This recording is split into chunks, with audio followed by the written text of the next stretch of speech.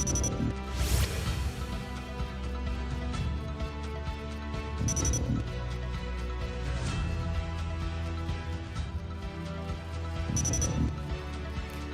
seeing live video of the traffic situation along EDSA Reliance in Mandaluyong. Movement is now bumper to bumper along the northbound lane. This as Metro Manila has relaxed restrictions to alert level 1. This means mobility is now back to pre-pandemic ways, allowing full capacity in various establishments and even public transportation. With the increased volume of vehicles on the road, the MMDA is now mulling expanding number coding hours, currently set from 5 to 8 p.m. on weekdays. As early as this morning, long queues of passengers were seen in some carousel stations along EDSA. The MRT is also now expecting passenger volume to balloon to 600,000. Public utility vehicles have also scrapped plastic barriers. The same goes for establishments, with restaurants already removing markers as they return to full capacity. Apart from NCR, 38 other areas in the country have loosened curbs to alert level 1. Good evening, I'm Gretchen Ho. I'm Robbie Alampay. You're watching The Big Story. EDSA traffic has become heavier on the first day of Metro Manila's shift to alert level 1 status as establishments and public transport return to full capacity. For more updates, we have Camille Samonte reporting live from EDSA. Camille, magandang gabi. How is the traffic in EDSA right now? Would you say it's back to normal with what you're seeing? Gretchen, challenges of daily commuters are now back to pre-pandemic level as Metro Manila is to alert level 1. The traffic in both lanes here in EDSA Ayala is in moderate since the window hour of coding scheme has already ended. Robbie, Gretchen? Camille, how would you compare the traffic, yung before and how it is now? Robbie, as we speak, no more long queues of passengers here in bus lanes in EDSA Ayala. Prior to alert level 1, usually at this hour, past the rush hour, there is still a long queue of passengers due to limited seating capacity. But now, passengers don't have to wait for so much time to get to their destination. However, some commuters complained that bus routes are still not enough to transport workers who are now back on site. According to the MMDA enforcer on the ground, the volume of passengers has increased today. In fact, there are already standing passengers in some buses even after reaching its full seating capacity. Robbie, Gretchen? Camille, what was the common sentiment among commuters that you talked to earlier? Were they happy with the transition, or are they kind of worried that we have now relaxed restrictions? Yes, Gretchen, some of the passengers are happy because they don't have to wait much longer compared before. But there are also some passengers who are worried because of the health protocols are not being implemented, like for the social distancing and long queues.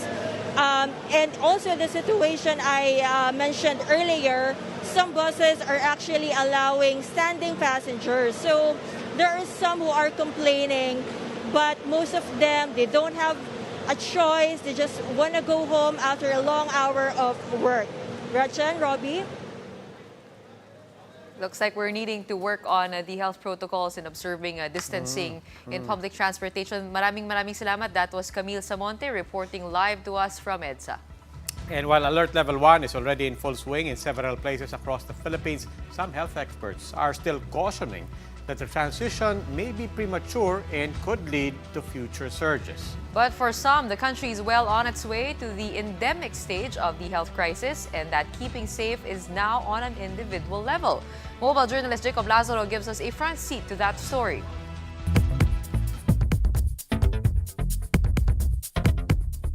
The country has officially entered the new normal. Borders are down, contact tracing forms are out, and businesses and vehicles are back at full capacity.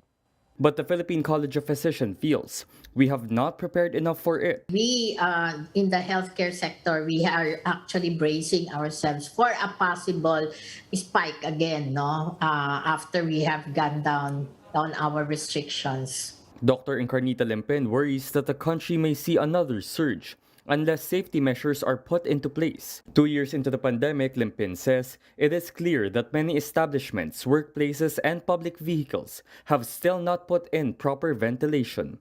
Limpen fears that the public transport will go back, overcrowding. Kung kulong na kulog doon sa loob ng sasakyan, lalo na yung mga buses, no? Then definitely, no, if there is one there that is positive for COVID-19, that can already be a source of spread. The League of Provinces of the Philippines is also worried, especially with vaccination rates still low in the countryside. 71% pa lang po yung ating vaccination rate. At sa tingin po namin ay dapat mas mataas pa po itong vaccination rate para po mas handa itong aming lalawigan. Velasco said he would be more confident of going into Alert Level 1 after reaching a vaccination rate of 90%.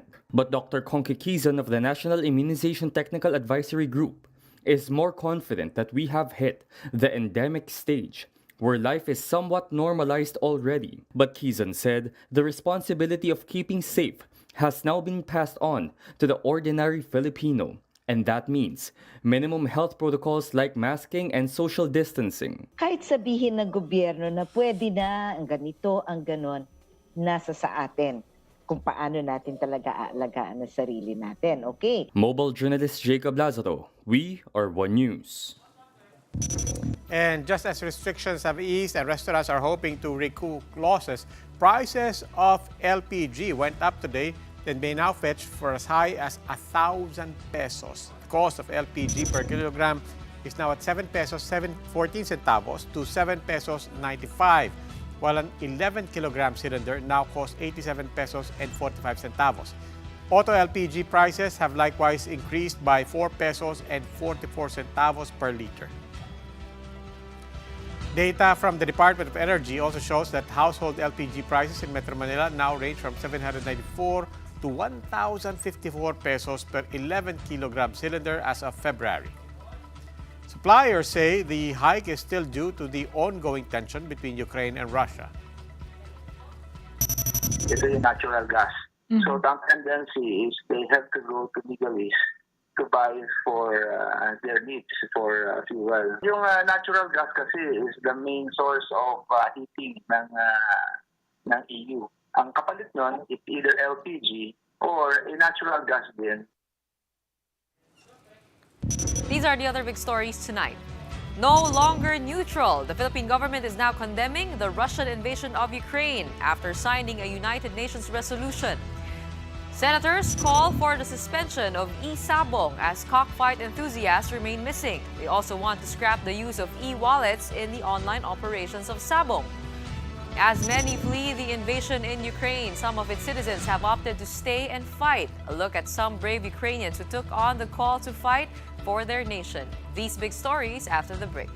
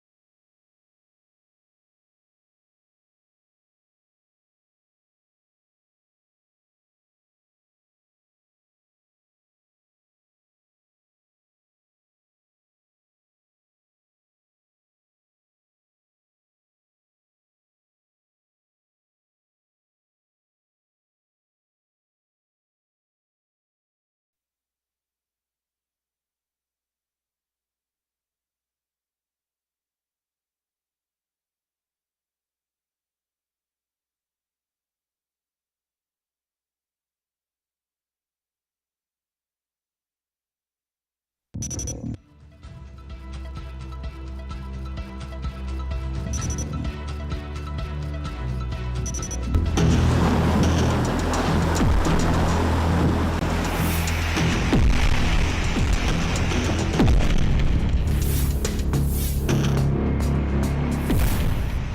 evening. You're still watching The Big Story. I'm Robbie Alampay. And I'm Gretchen Ho. We continue to monitor the situation of Filipinos living in Ukraine amid the ongoing invasion. Aside from the repatriation efforts of the Department of Foreign Affairs, the Filipino community in neighboring countries of Ukraine are offering help to distressed kababayans. Marian Enriquez has this report. So this is our situation. We're inside the car with my 2 children and we're waiting for the ferry to open. 35-year-old Filipino Jeremil, his Ukrainian wife, and their 2 children traveled for 18 hours to leave Odessa, Ukraine, as war with Russia continues. Haven't crossed the border because in Moldova they didn't allow us to cross because we are Filipino. After not being allowed to enter Moldova, they went to the Suceava border in Romania. So along the way, talagang maririnig mo yung mga pagbagsak ng bomba, paglipad ng rocket. Yung mga bata parang hindi sila mapakali. Iyak na iyak sa loob ng sasakyan. Even though it was painful for them to leave behind their home, they had no choice. Yung building namin, ang laki ng crack sa wall. So talagang ang laki ng damage na nangyayari ngayon doon. What's important for Jeremil's family now is that they were able to flee to Romania, all thanks to Filipinos living in the area. Among those who helped Jeremil and his family were Josephine and Albeth from the Filipino Free Movement in Romania. They offered their home to serve as temporary shelter for Jeremil's family in Bucharest. So lahat po yan, galing po yan sa komunidad ng mga Pilipino dito. Daming damit, foods, chocolates, mga toothbrush, toothpaste, shampoo, delata, mga water, mga coats, sapatos. Food, clothes, and toiletries were also sent for refugees along the Romanian border. Despite being in another country, Albert and Josephine admit fear is still present. So dahil ito yung pinakamalapit na parang neighbor ng Ukraine, so ang gagamitin lang parang military bases is yung Poland at saka yung Romania. So talagang nakaka-bother siya.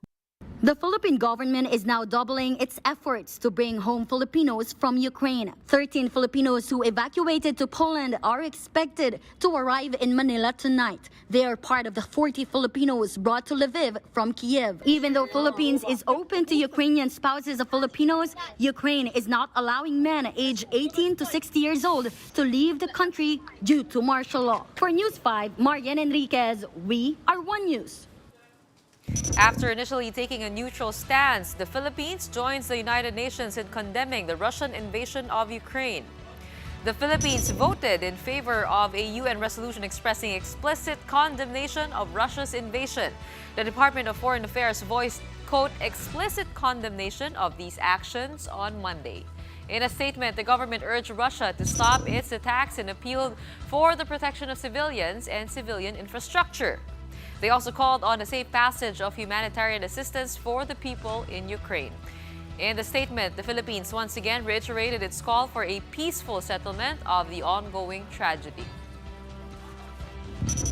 Now, prior to the Russian invasion, the Philippines was already working on defense deals with Russia, especially for the purchase of 15 Mi-171 helicopters. But this runs in conflict with 2017 law in the United States, which punishes countries with major deals with Russia's defense sector. What risk is the Philippines facing here? Let's get insights from News 5 editor Manny Mugato. Good evening, Manny. Good evening, Robbie. Manny, according to Defense Secretary Lorenzana, the DBM had approved the release of the down payment for this. No, it was already in process. What risk are we playing here? Well, there's a big risk that the U.S. will impose sanctions not only on Russia but on the Philippines for dealing with Russia in getting military equipment. This could endanger the $50 million military aid we get from the United States every year. Okay. Now, in the meantime, in the context of the crisis in Russia and Ukraine, what implications will this deal with Russia have? This will cripple Russia's military equipment export to many countries, especially in Eastern Europe, India. They are the major weapon supplier also in Africa and also in Latin America. So the sanctions imposed by the United States have already hampered negotiations for more military equipment. But the Russian invasion on Ukraine could further stop the inflows of cash, especially in the sales of military equipment, helicopters, ships, planes, and firepower like grenade launcher and rocket-propelled grenades. Manny, just about those helicopters. So we mentioned these are Mi-171 helicopters. As I understand it, these are heavy lift helicopters. What is it about these helicopters? Ano bang usually role niyan and what makes it worth the risk?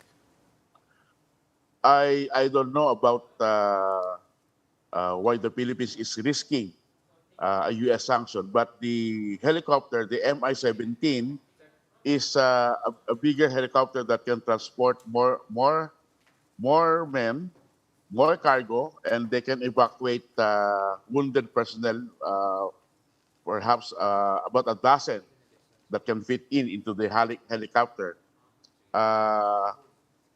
This helicopter is a commitment given by President Duterte to Vladimir Putin when he went to Russia before the pandemic. So the Philippines is risking a lot because the U.S. has imposed a sanction on Russia in 2017 after they annexed Crimea in 2014 and for their role in the Syrian civil war. So other countries who are dealing with Russia can be also sanctioned by the Americans. Okay, maraming salamat, Mogs. That was News 5 editor Manny Mogato. Now, for more updates on President Putin's invasion of Ukraine, we turn to Gretchen.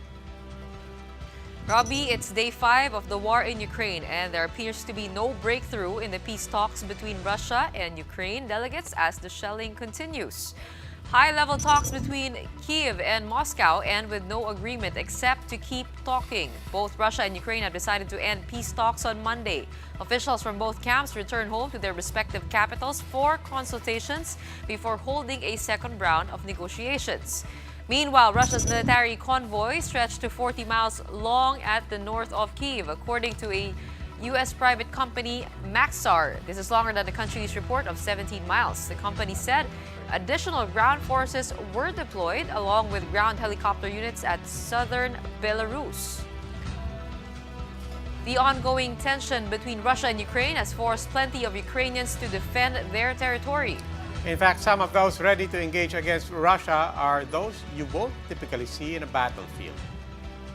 For example, Anastasia Lena, who represented Ukraine in the 2015 Miss Grand International Beauty Contest, posted photos of her Instagram of her wearing military gear and holding a gun. Lena issued a stark warning to potential invaders, proclaiming, "Everyone who crosses the Ukrainian border with the intent to invade will be killed."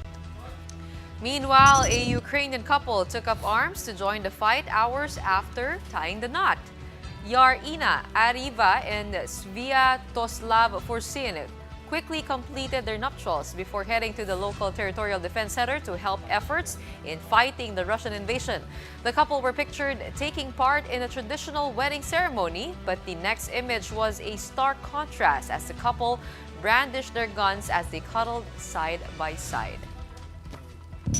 And I'm amazed at the patriotism of Ukrainians. I mean, I got to talk to them in an interview. And the two Ukrainians I talked to, both of them said, trust in the army. They are heroes. In the meantime, when we zoom out, we're hoping for the best there are negotiations ongoing, particularly in the border along Belarus. But so far, as we reported, the only agreement is to keep talking. And we will be finding out more and staying tuned for updates on that. Meanwhile, time for another quick break. More of the big stories when we return.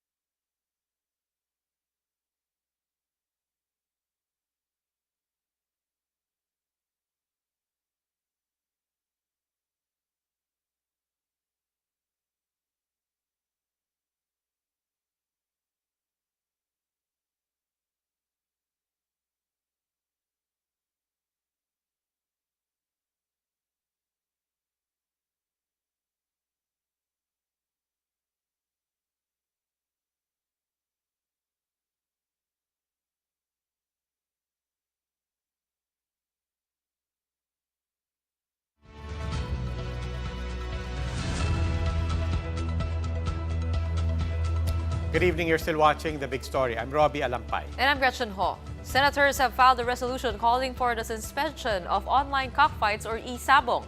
This as authorities investigate the case of 31 missing cockfight enthusiasts. But how exactly did e-sabong become the 50 billion peso industry it is now? Mobile journalist Julie Baiza gives us a front seat to this story.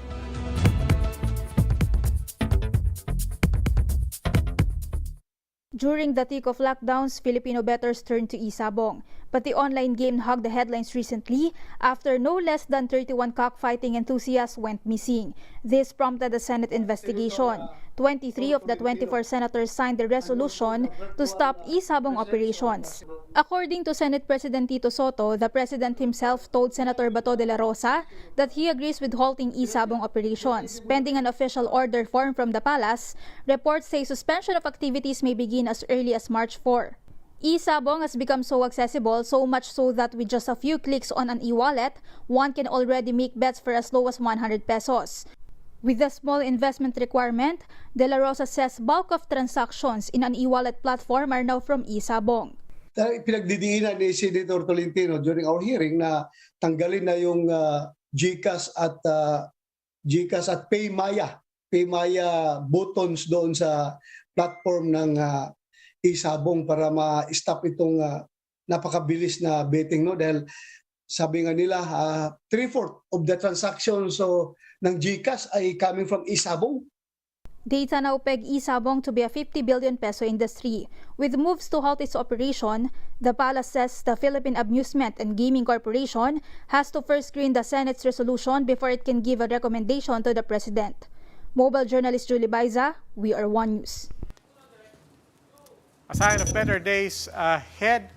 After nearly 2 years of the pandemic, the Makati Medical Center at last took down the provisional tent used for overflow patients. What was initially for victims of the Taal volcano eruption in 2020 stayed up in the last 23 months as the country battles its way through the pandemic.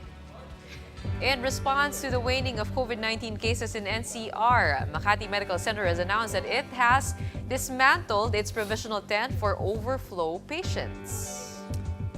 In a statement, MMC Medical Director Dr. Saturnino Javier hopes that it will never be used again in the future. The hospital's Wellness Center head, Dr. Gia Sison, posted the announcement on social media with a caption, "To better days." And to better days naman talaga. I hope it holds. Kahapon, we were talking to Dr. Maricar Limpin. Of course, everybody's wishing for the best. But, as we open up, ingat pa rin. And that's always the same refrain coming from doctors. May konting fear ako sa totoo lang kasi you don't know what's going to happen. But I hope we do get our vax rates up. And hopefully we can still implement the protocols and enforce them. I think enforcement yung challenge ngayon. That wraps up today's big story. Catch us again tomorrow at 8 p.m. on Signal Channels 8 and 250. Please like our Facebook page, One News. For more in-depth analysis, visit our webpage, onenews.ph. Mask on. Wash hands. And stay safe, Philippines. I'm Robbie Alampay. And I'm Gretchen Hall. We are One News. Have a good evening.